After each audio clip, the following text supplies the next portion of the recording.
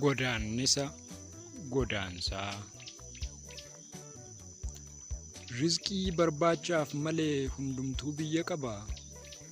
Hireedha moo hirreedha maaf gidirfamne sabaa. Gammoojjii qaxxaamurree laafnee jilbaaf gateetti. Biyya alaatti rakkannee maaliif dhabne dhageettii. Gadadoo jiruu moo'uuf roorroon manaa baatanii. Irbaata qurxummiitiif ciree naachaa taatanii. Hojjennee jijjiiramuuf osoo ceenuu gamatti nutoo ofiif gubanne quban qabne namatti. Mankaraartee hojjettee jijjiiramuu dharraatee rakkoof biyyarraa baatee gidiraatti rarraate. Isinoo dafqitanii moo'uu fi dheebuuf beelaa hireen keessan maaf ta'ee hidhaa du'aa fi eela. Kan darbeef osoo boonyuu badduu baane barana. Bara baraan lakkoofnee gadduu taane jarana.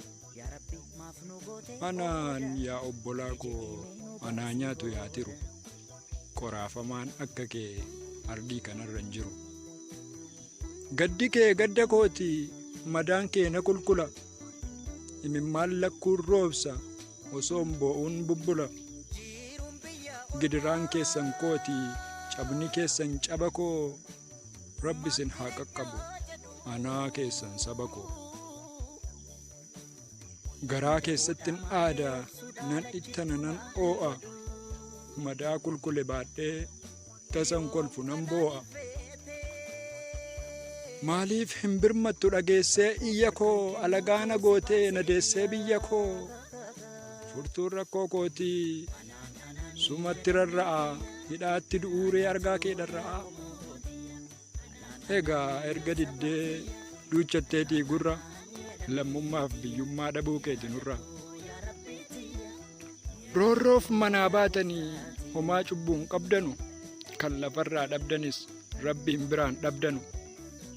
Silas isarka jira furtuun jiruuf tooftaanii hunduma keessan hiikee sin haa furu gooftaanii.